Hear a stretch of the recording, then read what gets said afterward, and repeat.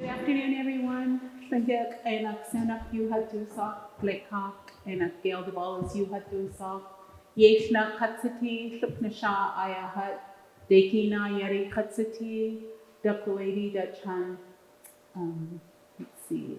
In English, my name is Gail Dabaluz. My given name is Seenaakw, which means little light, and it was our clan mother Cecilia Kunz's name. I am of the Raven moiety and Tlingit. Our people come from Dry Bay. I'm a child of a Haida and a grandchild of a Dakwadi from Haynes and Wáan. So I just wanted to share with you a different perspective on language revitalization, and I am Tlingit Haida Simsian, and I will go into a few more details in what our language journey is, but my presentation today focuses on Indigenous language models, providing framework for engaged students, successful students, offers the opportunity to become lifelong learners, being competitive in the Western and non-Western academic frameworks, and participating families have a really enriched life by participating in different language models. So this is where it began for my family. This is a photo of wáan in January. It was about 5 degrees. You see the North Star there. And this honors my grandfather's heritage, Shakakuni, who was one of the founding members of the Clan Conference that has now become the Sharing Our Knowledge Conference. And this is just such a beautiful photo because it's just so crisp and is a great representation of wáan, which is translated to the forever village. And just a little background about myself. This is my ancestors. So on the very top left-hand corner is Mary Spurgeon Brown. She came from Cluckshoe, which is near Whitehorse. She fell in love with my great-grandfather, who is seated there in the chair. That's James Wheeler Brown.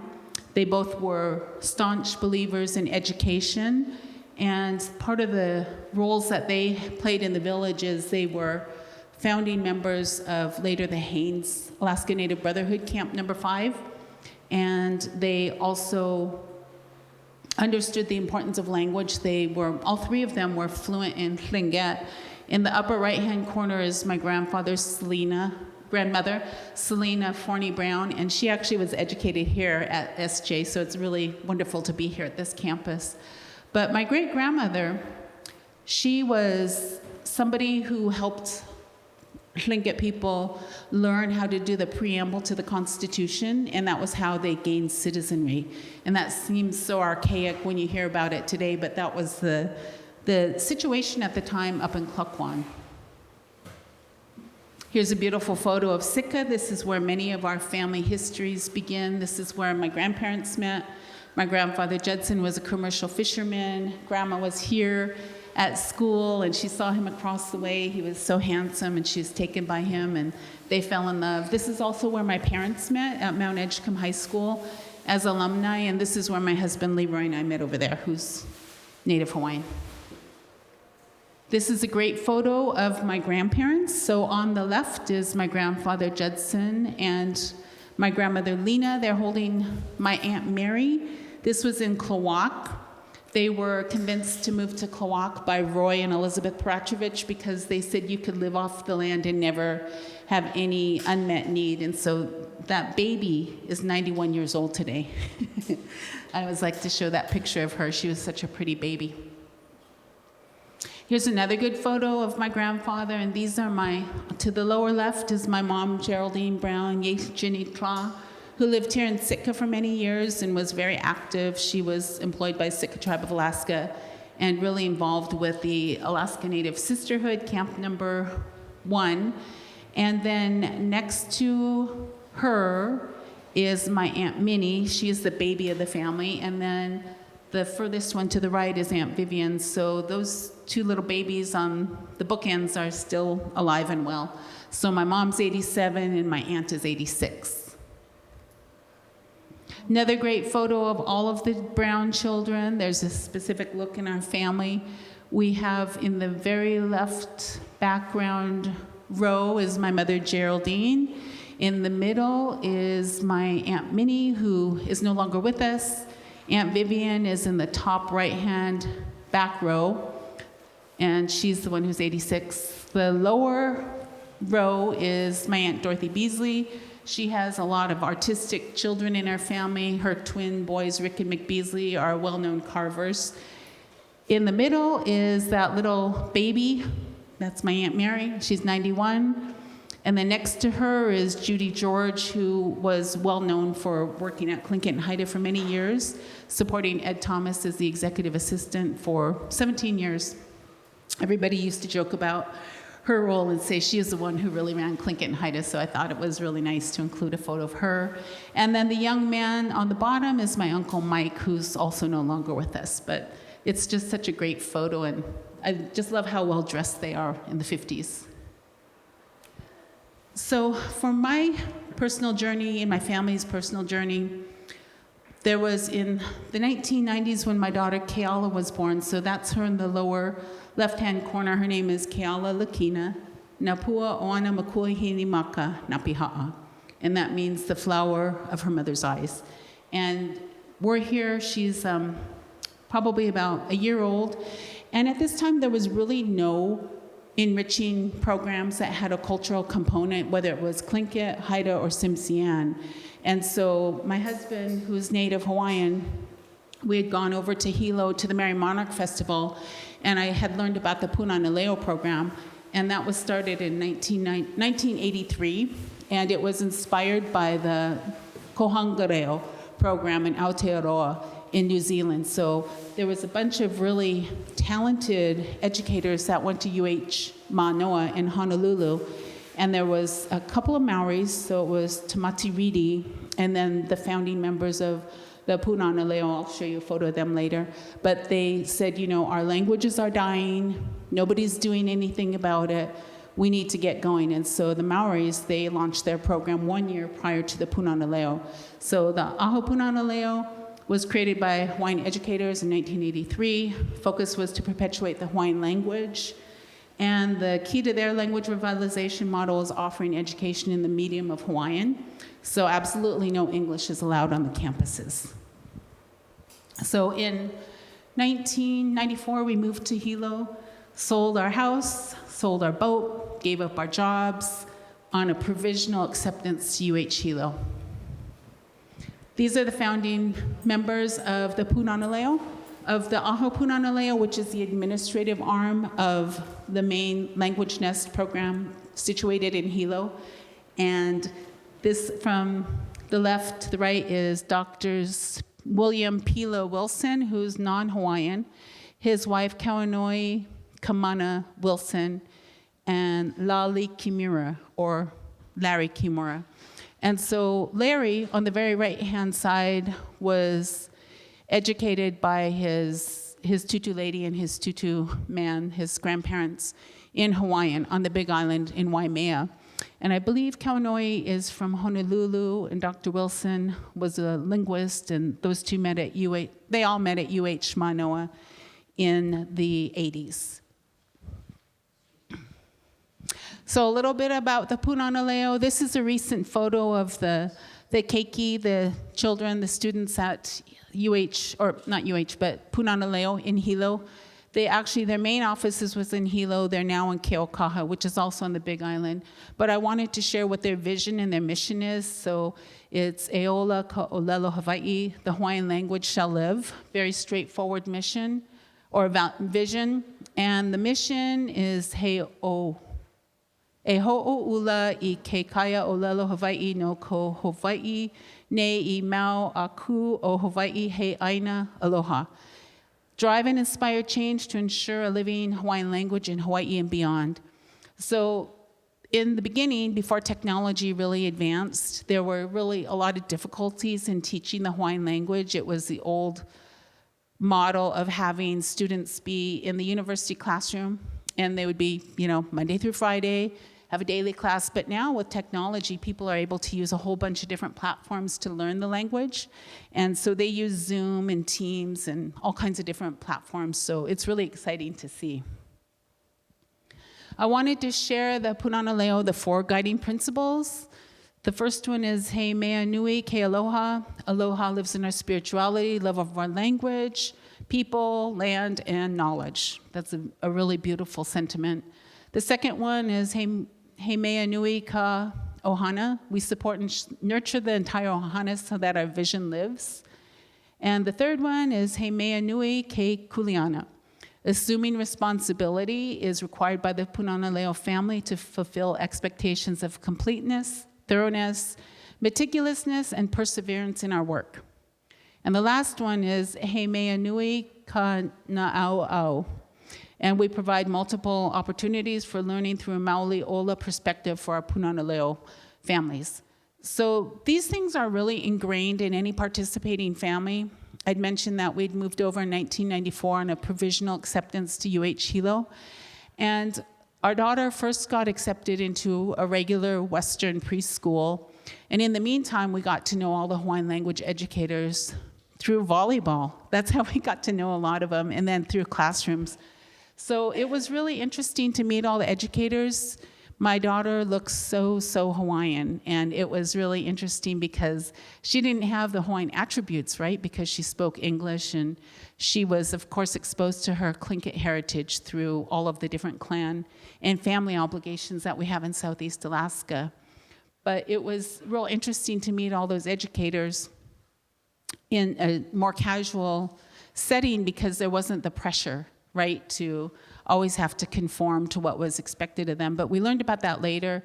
She was admitted in 1995, and so the whole framework for the Punana Leo is family-based. So when you go and you fill out the application, you learn about the tuition requirements, the main administrator interviews you.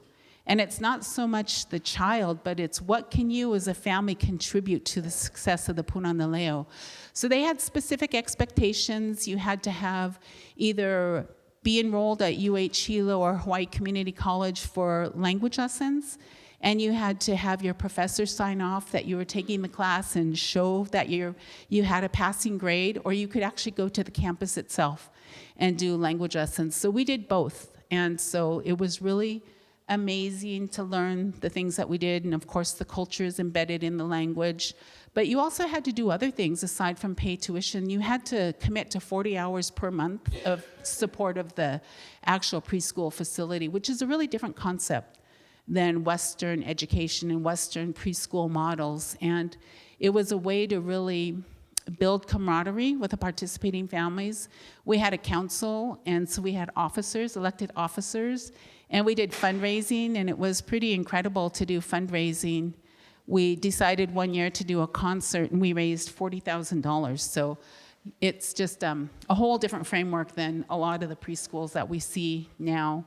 And I wanted to share the Southeast traditional tribal values. Many of you are familiar with this, something that Tlingit and Haida has been able to document through working with a number of elders in the early 90s.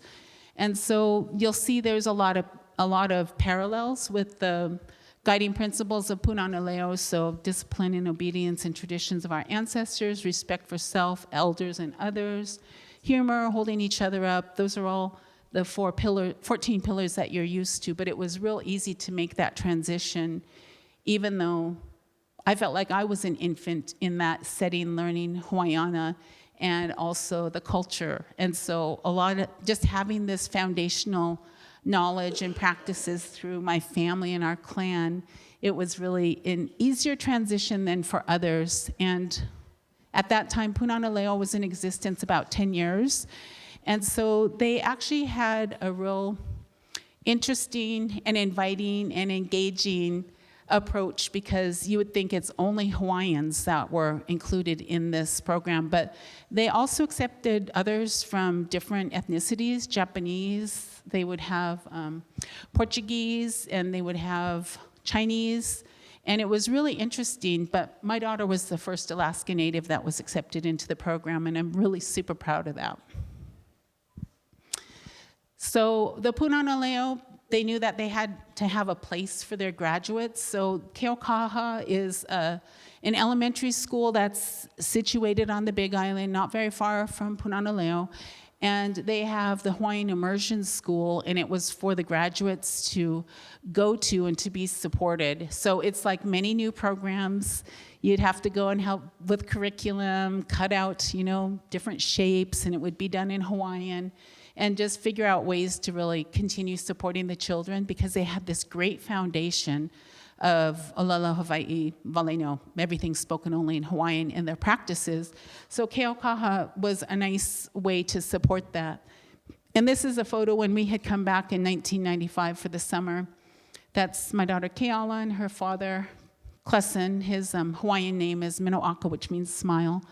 And I like the photo because this was when the Polynesian Voyaging Society first came to Southeast Alaska in 1995, and this is at the Juneau Tlingit and Haida Community Council. But I like the cross-reference of both of our cultures, where they're wearing aloha attire, and then in the back is form lines. So it was so funny because as these young children are going through these immersion programs, the confidence they have is just incredible. So when I told her, she was 6 years old there, and I said, "Do you want to go help your dad sing?" And she just jumped off her chair and just went up on the stage like nobody's business. So it was really super enriching to see that and see that confidence in somebody so young.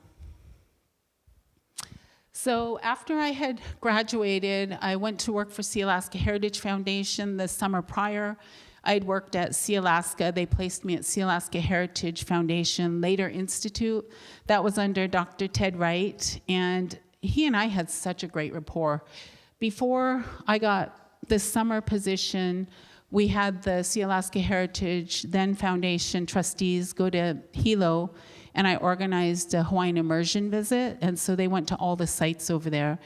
And at this time, Sealaska Heritage Foundation was focused on Tlingit literature, the publications. So much of the Dauenhower's work, they supported Tlingit readers, which of course started here on this campus. And the Tlingit scholarly work that the Dauenhowers have done are just classic, but it was a different format, right? It was a different focus. And so after the trustees had gone to both Hilo and Honolulu, they really changed their priorities, and they went from having a Tlingit scholarly publication focus to immersion. And they didn't know what that would all entail, but they were willing to give it a shot. So some of the things that I did is a summer intern was develop the recruitment tools to get participating families for the Tlingit Immersion Preschool, which was called At Yetki Satu Kenas Ach, The Voices of Our Children Are Rising. And that was a name that Clarence Jackson came up with from CAKE. And so we partnered with Tlingit and Haida at their Head Start program, and it was their Douglas facility. And Sealaska was really strategic about that because they knew the bulk of the Native children were attending Harborview School. So that was really good.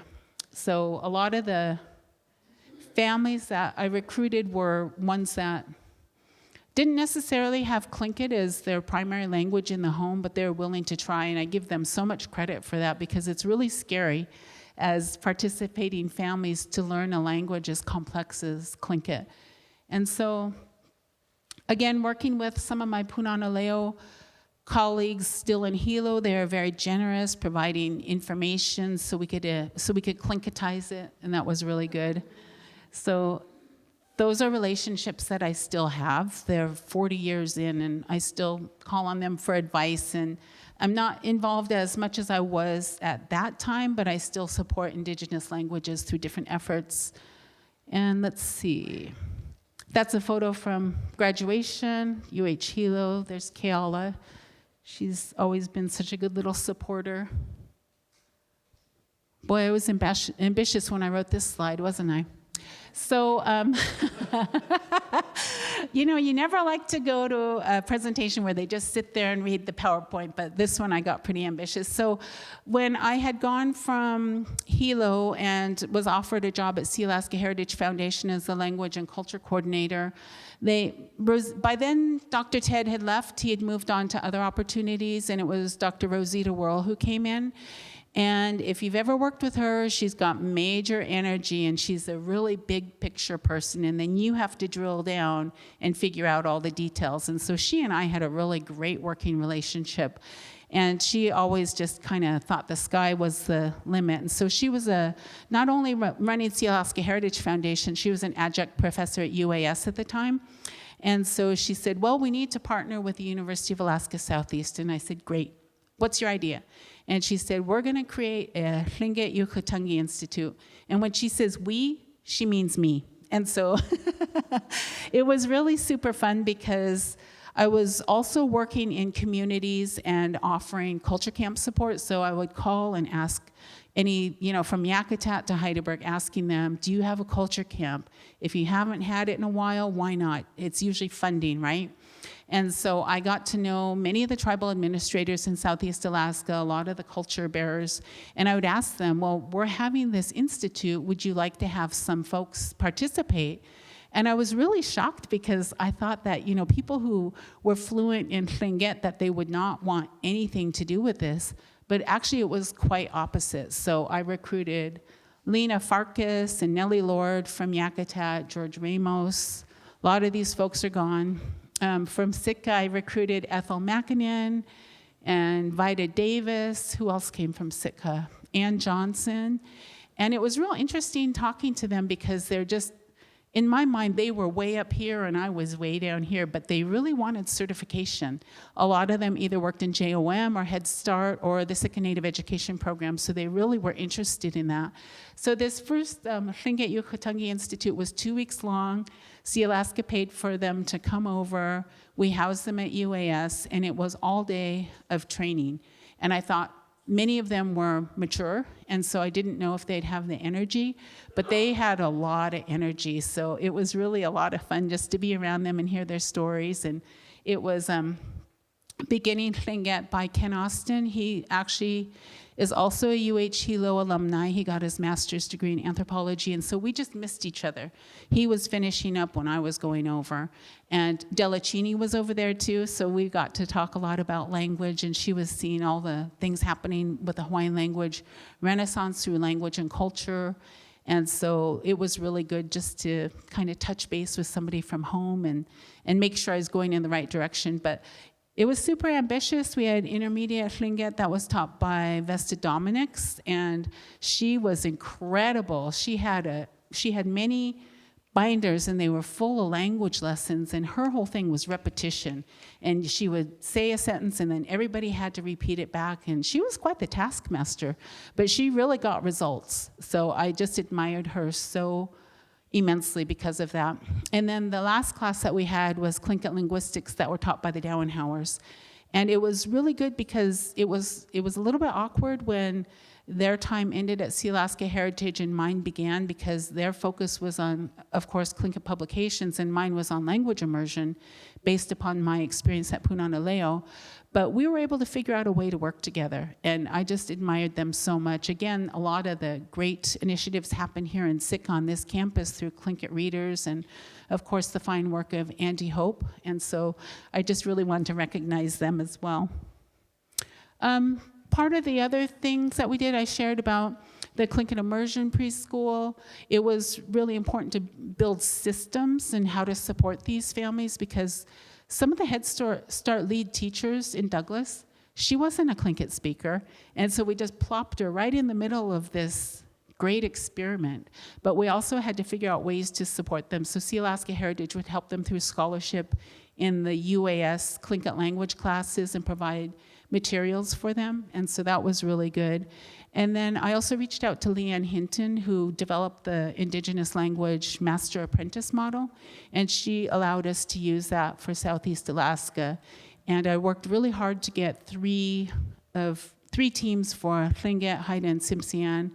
I was able to get 2 teams in Haida, so the first team was Chuck Nat Kong Sr. and Sherilyn Holter, who did amazing work, and then Phyllis Almquist and Linda Schrack. And they did a lot of really great things in documenting conversational Haida, and those resources are still used today. The other team was Florence Mark Shakely and Charlene Fred, who actually comes from the Whitehorse area.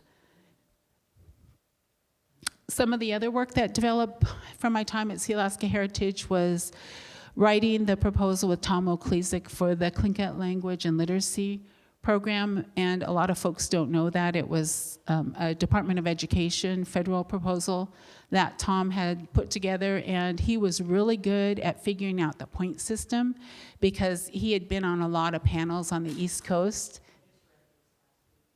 Oh, good, good. And so this program's been very vibrant. There's so many familiar faces. Katie, are you in this picture?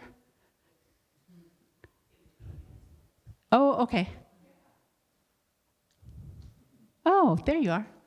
Lots of familiar faces with language warriors and language students.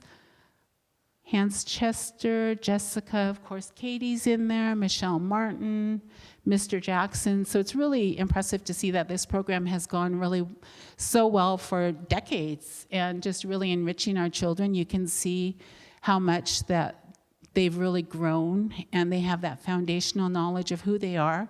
They're really grounded in their culture, and it's really wonderful to see. And so the thought process here was to have the program situated at Harborview because the Atyatki Satu Kenas Ach alumni were going from the Douglas Head Start to well, actually, they would have gone to Gastineau, but a lot of them also were eligible to go to Harborview, so that's how we decided to have it go over there. And we had a lot of support from the principal, Kathy Yamamoto. She actually was Japanese-American, raised in Oahu, so she was well-versed in the Hawaiian language movement, so it was a super, super easy fit, and there was a lot of really good support.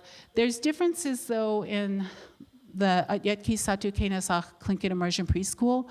They didn't have the admissions criteria that Punana Leo had. They didn't have the in-kind support to the building. So there was different results. It closed after a year or two, but using the Head Start model was good as far as it had the Montessori educational approach and format, but they didn't have the buy-in from the families, and I think that's why it was not as successful, but it was a really great start.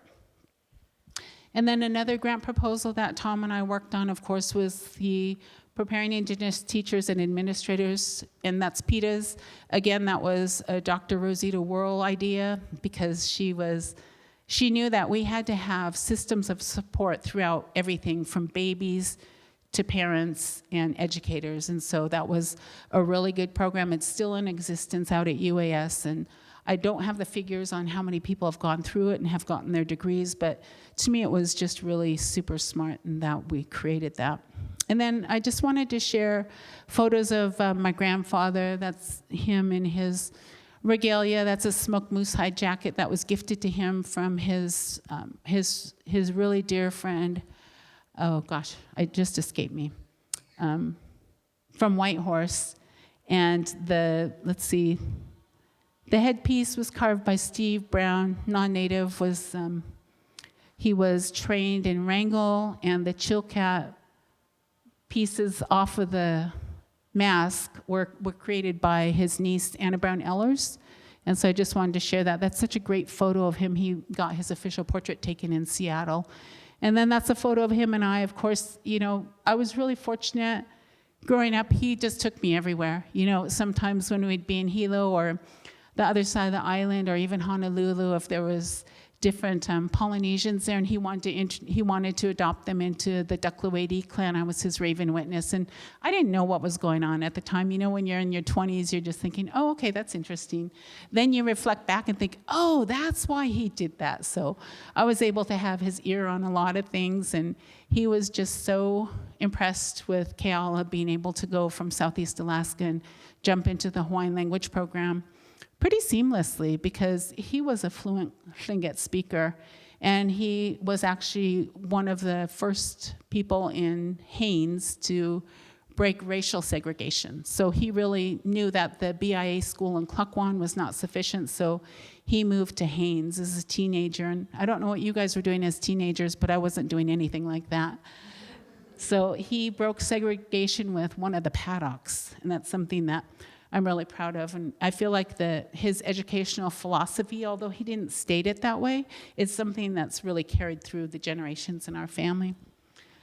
And this is a wonderful portrait of Granddad that was done by the Native Hawaiian artist Herb Kawainui Kane. He was somebody that my grandfather had adopted into the Duckloady clan.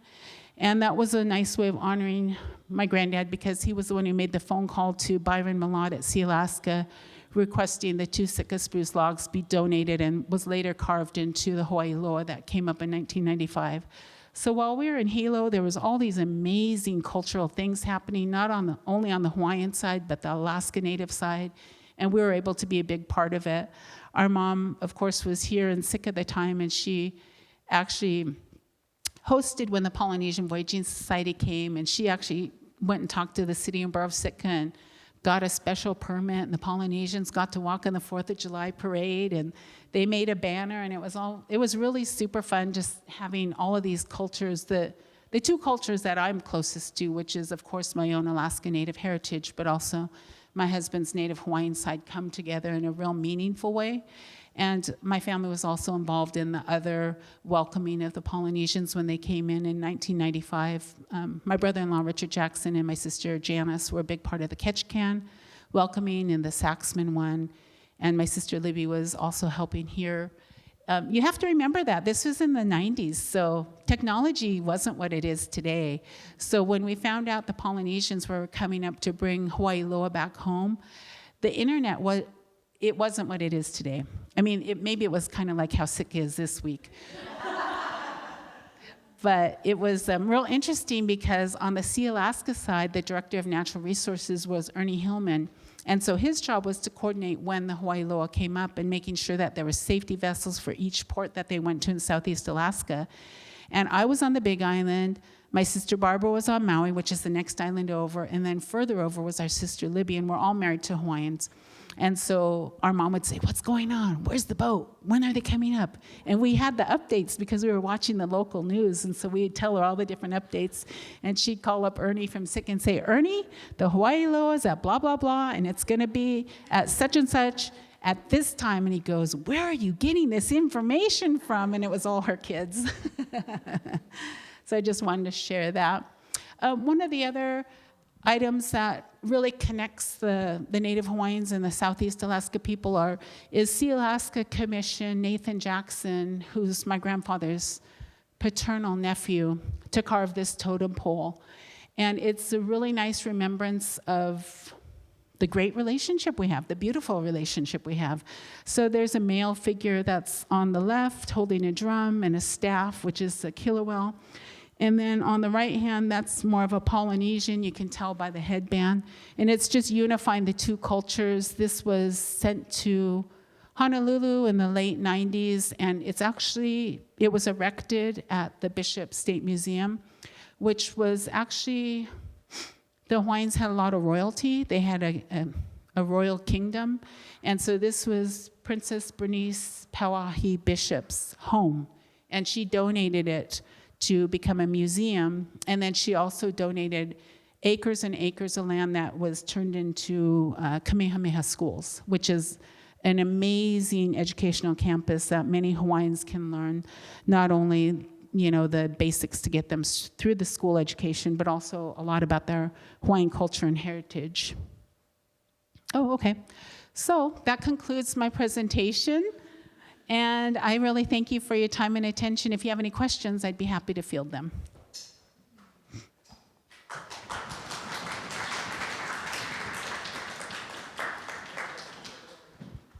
Are there any questions?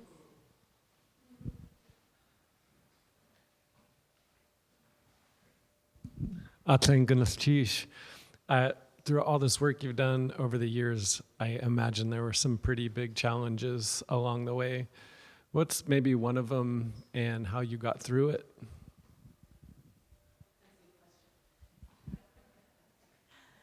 Thank you for the question. So he asked what the biggest challenge has been over the years through the language movement and efforts. For me, the most obvious one is the scarcity of fluent speakers, birth speakers. And when I had come home in the late 90s, it was probably 20 to 100 in each of the languages. Haida's always had a lot less. Tsimshian's always had a lot less. And it was just a challenge to identify the birth speakers. And you assume that they're natural teachers. Not all of them are. And there's a lot of historical trauma that goes along with speaking their language, and to try to encourage them and figure out how they could work with little ones. Do they have the patience? Do they have the skill set? Is it the right setting? There were all of those barriers in place. And then another big one is lack of resources. You know, you have a 2-week Tlingit language immersion institute. How are you going to get people there? And I was really fortunate because Rosita said, make it happen. Just do whatever you have to do to make it happen. She said, don't worry about the money, I'll get the money. And she did. She went right upstairs to see Alaska. Barbara was probably working there at the time under Bob Losher and said, we need to do X, Y, and Z. And because of her strong personality, she was able to push a lot of things through. Yeah, thanks for that question.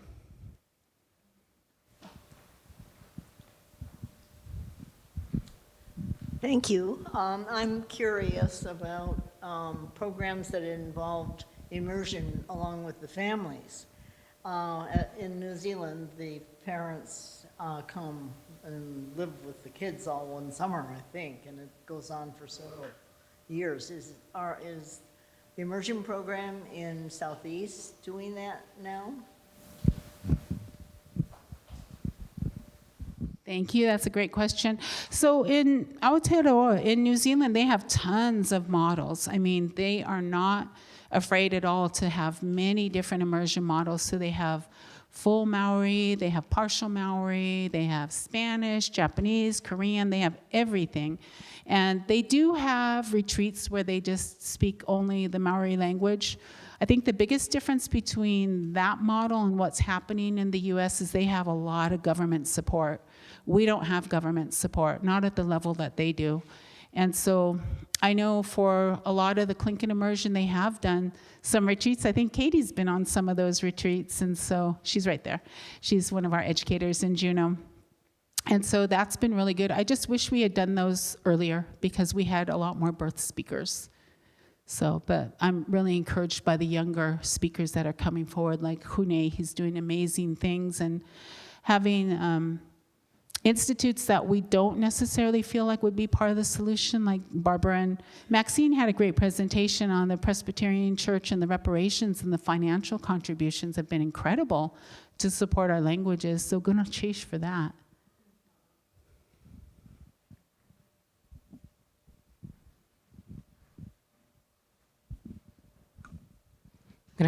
Gail, and that was wonderful. I was wondering if you could give us some advice here in the audience and on the video for those of us that maybe haven't even gotten started and we're a little bit intimidated or don't really know where to start. I was hoping you could give us some advice.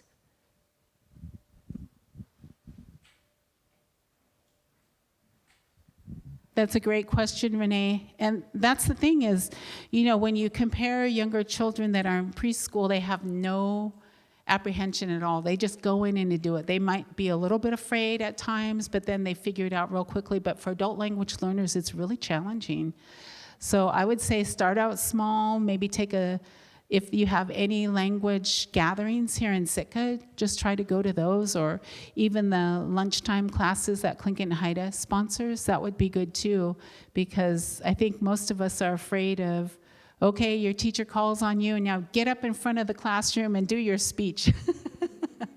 But I think just start out small and have a real supportive cohort that you're a part of. If you have anybody in Sitka that would want to take classes with you, and just really start out small, look at oh, you found a buddy right there. Now you're on the hook, Renee. That's my advice.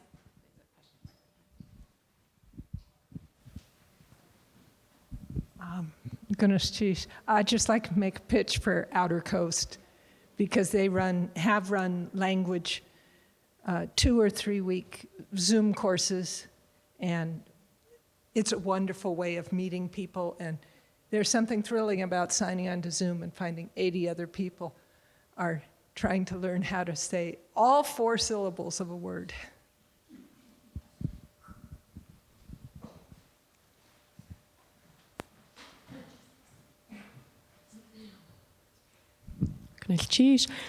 I work in language revitalization, and a lot of the teachings that we follow really advocate for working within a methodology that matches the level of disruption that your language is at. And so I'm aware that in Hawaii, they still had like thousands of fairly young, compared to what we're experiencing, fluent speakers when they started this process. And so a part of their success has been because they had, you know, like you were saying, one of the biggest struggles we're experiencing is our lack of highly fluent speakers, losing more and more every year.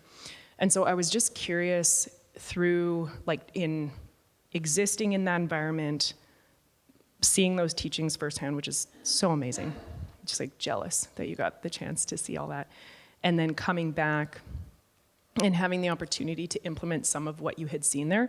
What did you find was the most effective strategy that you learned from them that you were able to apply here coming back, even in the 90s? Because that's when you said you came back, right? Yeah. And then what did you find didn't work? And maybe those are long lists, so if you wanted to give 2 or 3, I'm totally open to that too, but yeah. Gonna cheat.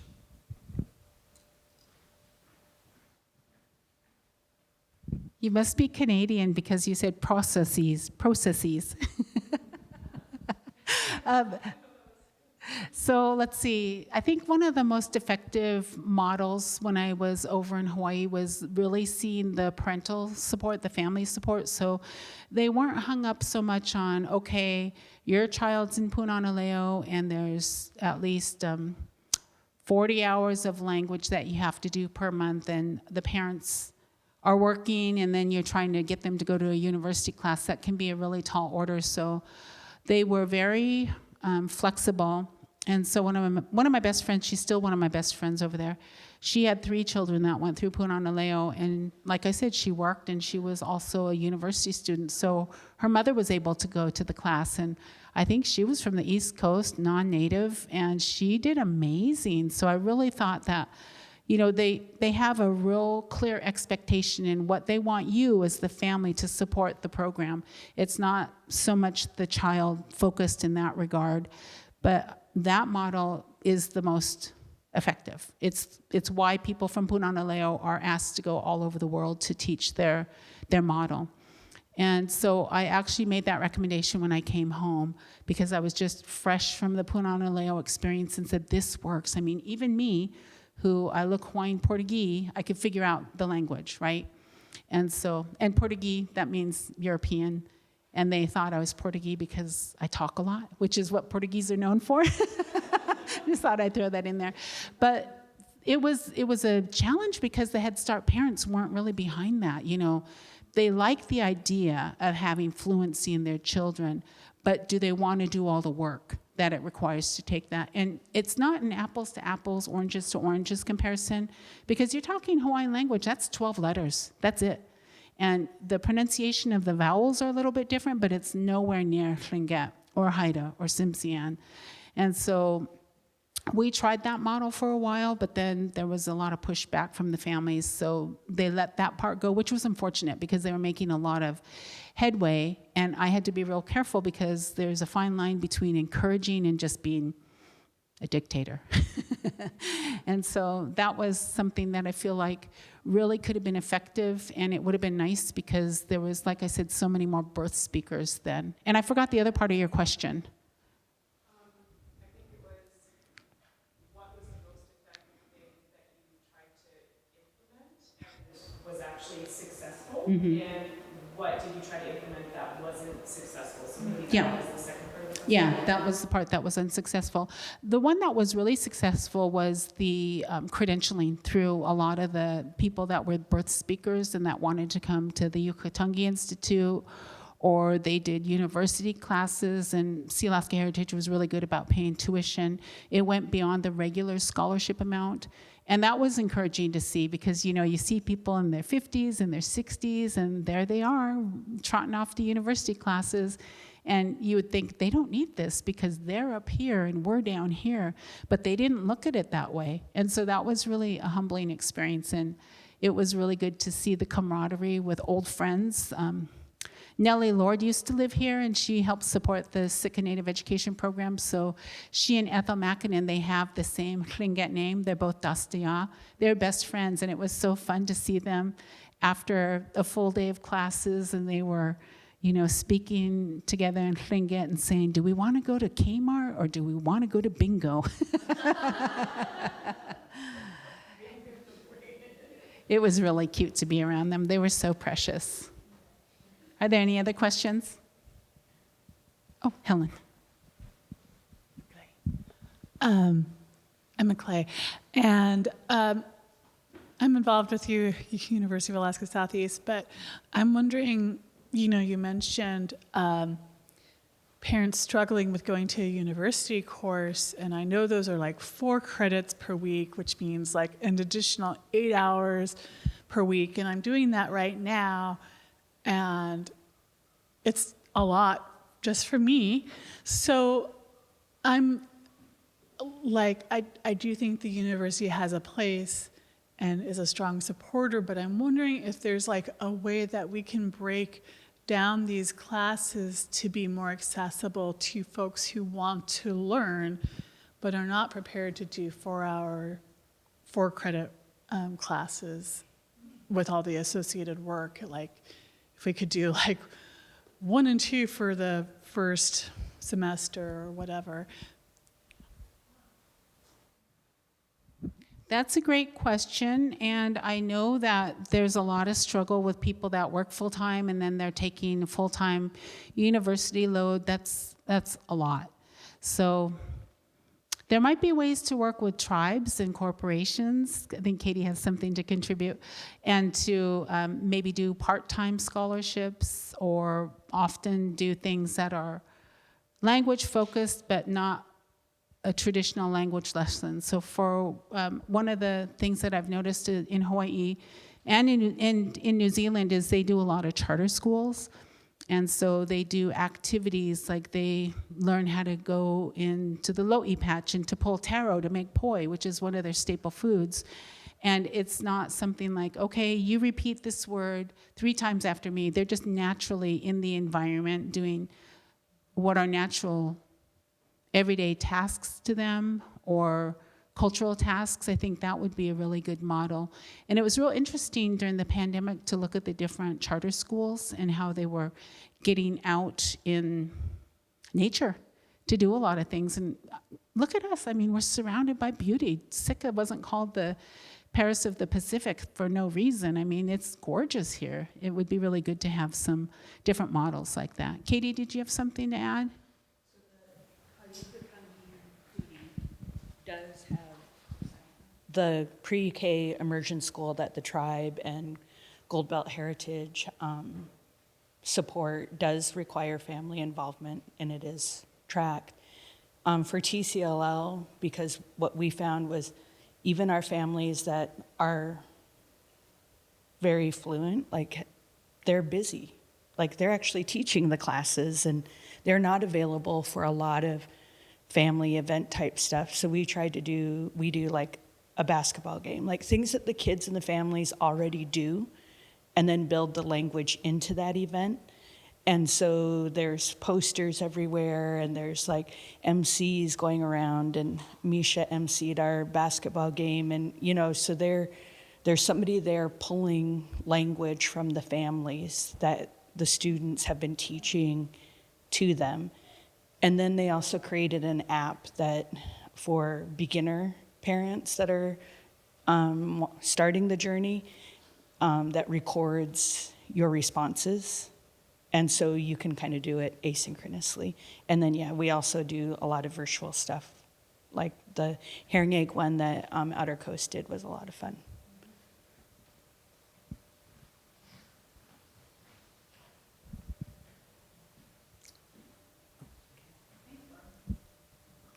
This isn't a fully formed question, so I apologize if I stumble over myself. Do you know that if the expectation of that 40 hours of the family being in the classroom in Hawaii had anything to do on the impact of like child abuse or neglect, or if that was the model and expectation of their participation in like terms of building healthy relationships?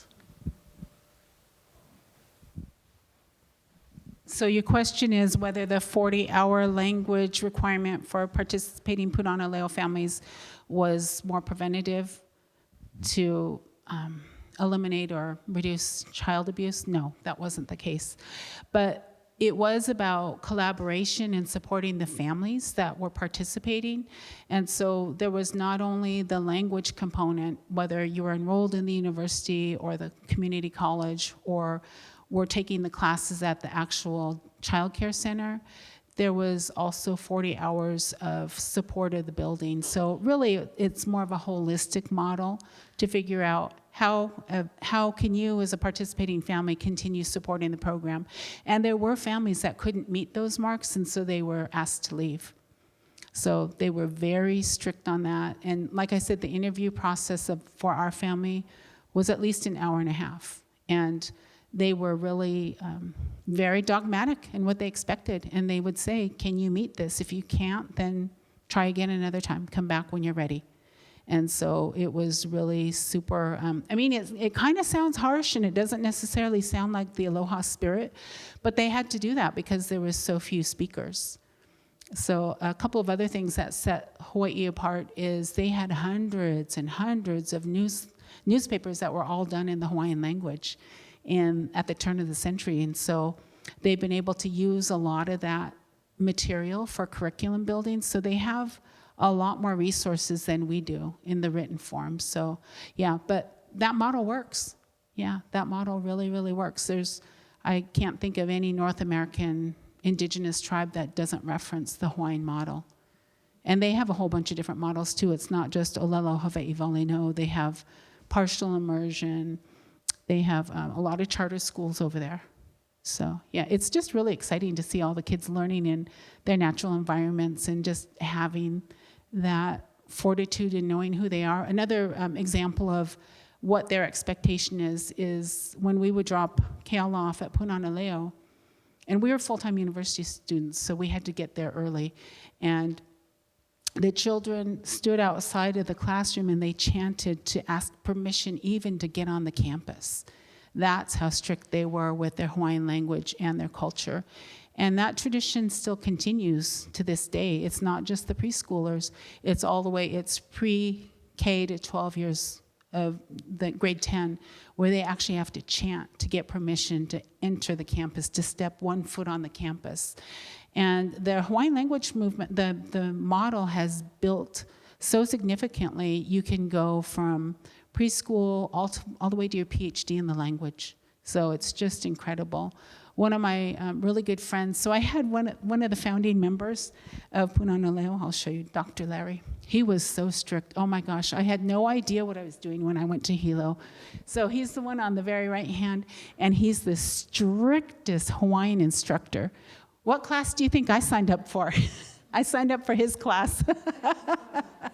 We had to do a chapter of the Hawaiian language workbook per week, and then we'd have to do speeches. We did pop quizzes. We did chapter tests. So I was in his class, and I was failing miserably. And, again, I look local. I look Hawaiian Portuguese. And so he couldn't figure out why I couldn't get it. Like, what is the matter with this girl? How come she can't get the basics? And then I finally told him, I'm Alaska Native, because he'd say, what island are you from? And I told him, I'm from Baranof Island. And he goes, what? He just couldn't compute it. And so I said, I'm Alaska Native. And he was quite snotty with me. And so, it just didn't click why I couldn't figure it out. And so then through volleyball, I met a friend who was actually going for his bachelor's degree. He was a birth speaker. He was raised in Kauai, and his tutu lady raised him, so he was raised by his grandma. And so I went from D's and F's to A's and B's, and I was so grateful for that because I thought, oh my gosh, I'm going to lose my scholarship my first semester. But we ended up being really good friends when he met my grandfather. That was a game changer, knowing his role with the Polynesian Voyaging Society. But yeah, it's really interesting. I just saw them last December, still really good friends with all of them. I've forgiven him for being so tough on me, but yeah, it's just incredible. And these folks, they have been not only the founders of the Punanaleo o Hilo, they created the Aha Punanaleo, so that's the policy branch, and making sure that they're meeting the national curriculum standards.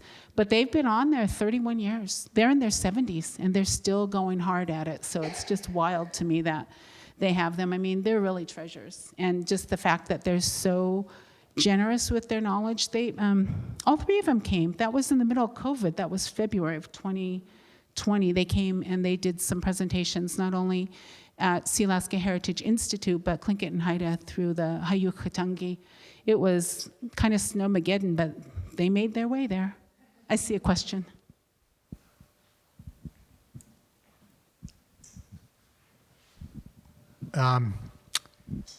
Did you ever hear of Kakachkuk going over to Hawaii, or was it Okinawa?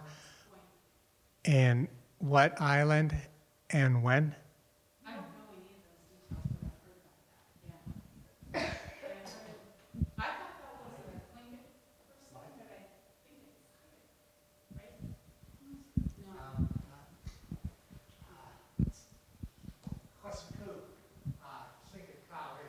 No. Chog, Hawaii Day, Cook, to Casey Hastidi. The story was he went to Hawaii, I don't know, with his nephews, and it's in the Hasha Cook book. Yeah, my grandfather told me about that a little bit, but I don't know the details. Are you Kim? Yeah. Oh my gosh, it's been decades.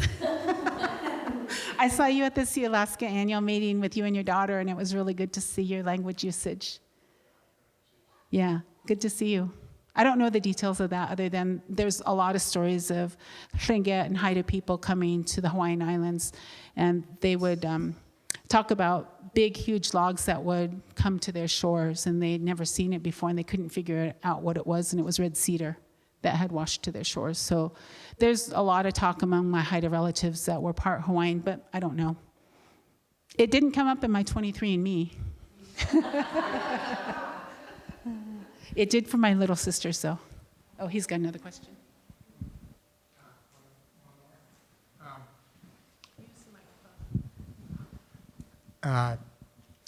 Tlingit Yukatangi Ga Yasiku. Do you know Tlingit? Oh, just a little. Yeah. Hawaii Yukatangi Ga. Gonna cheat. Are there any other questions? I'd like to thank Gail for her lifelong learning and for sharing it with us and all the work she's done to revitalize Hawaiian and Tlingit and Haida and Tsimshian. Gonna cheat.